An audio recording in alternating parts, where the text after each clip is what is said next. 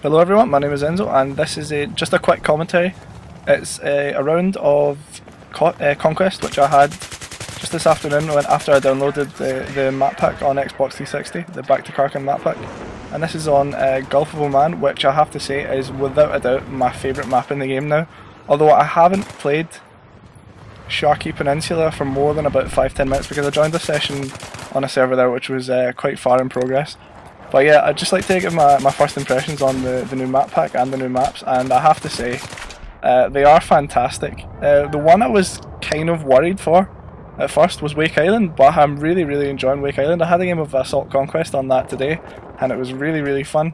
Although there is quite I know it's not necessarily always a problem because there are enough vehicles, but there's quite a big gap between each of the flags on that map, and I really do think that they could do with adding one or two extra flags in there. There's definitely room for it. The map's definitely big enough, and it still plays well on Conquest. Yeah, it doesn't feel too slow paced or anything like a lot of people would have expected with that number of people on console, just 24 players.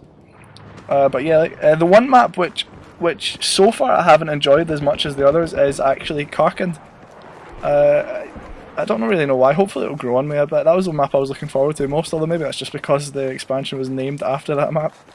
This gameplay is a game which I also joined a little bit late, and it's just an example of how sometimes there's just absolutely nothing you can do. I get over 7,000 points in this round, and my team still loses, which I'm sure, as you all can imagine, is very frustrating. And I'm not sure whether I necessarily had terrible teammates in this case or whether the other team were very good, although it did seem like I never had any help when I was trying to take the points. It seemed like a lot of my teammates were sitting back. We had a couple of guys who sat in a helicopter for the vast majority of the round and achieved nothing at the same time. So I mean, I don't have a problem with people spending time in the helicopters if they're going to contribute and pick off enemies who are trying to take me out when I'm trying to do stuff on the ground, but these guys were doing nothing. Yeah, I do find it hard sometimes to play this game on my own. It's so team oriented, and if you can't speak to people, then and talk about where you're doing, what you're doing, what flags you're pushing up to, yeah, it's very difficult at times. Yeah, so tomorrow night my squad has our first game in a squad rush league which we've joined, and I'm going to be posting up that game. It's tomorrow at 9 PM or 8:30 PM, I can't remember which. I should probably check that since I'm in charge of arranging it. But yeah, it's 8:30 or 9 o'clock GMT, and yeah, I'm going to be posting that up tomorrow night. Hopefully people will enjoy to see some competitive Battlefield. It's going to be fairly new to us. We have played some games before. We haven't played 4v4 Squad Rush though, so it's going to be quite interesting.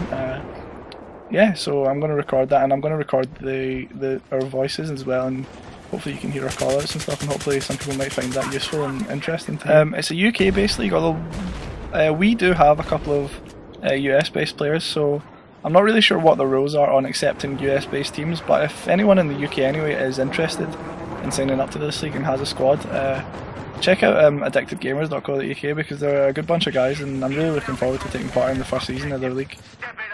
Watching this gameplay back over is actually quite frustrating for me because I'm seeing again how little help I had from any of my teammates when I was trying to take any of the points in this map. It was really frustrating, although luckily the next game, the next map that it offered up was Saint Crossing, and after playing Gulf of Oman I certainly wasn't playing Saint Crossing, so I backed out, found a new server, and I got paired up with some people who knew what they were doing. So yeah, the maps in the DLC are really good, really big. I'm enjoying it a lot, and I haven't even played it for very long. I've probably played a grand total of about an hour and a half on it, and I'm hopefully going to get to play some more of it tonight. I actually saw a poll on Battlelog which was asking people what their favourite map in the game was, and I believe with 28% of the vote or something absolutely insane like that, the map which had most votes was Operation Metro, which was something I couldn't believe. It's a map which I can't stand to play on Conquest or Rush. It's as though people are just more interested in getting lots and lots of points and buffing their stats, and people don't seem to actually care that the gameplay on the map is absolutely horrific. It's just a case of people sitting either end of a long corridor with all sorts of explosives, rockets, grenade launchers, and it's not remotely enjoyable. I couldn't believe that when I saw that 28% of people thought that Operation Metro was the best map in the game.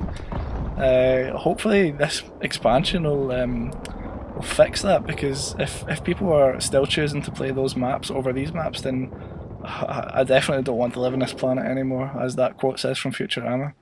Crazy stuff. But yeah guys, thanks a lot for watching the video. If you enjoyed it, please leave a like. And if you'd like to see some more, I'd really appreciate it if you subscribe to my channel. I'll be posting regular Battlefield 3 content, and hopefully a lot more of it on Striker Karkin maps. So yeah, I'll see you guys tomorrow when I post up the competitive Battlefield match.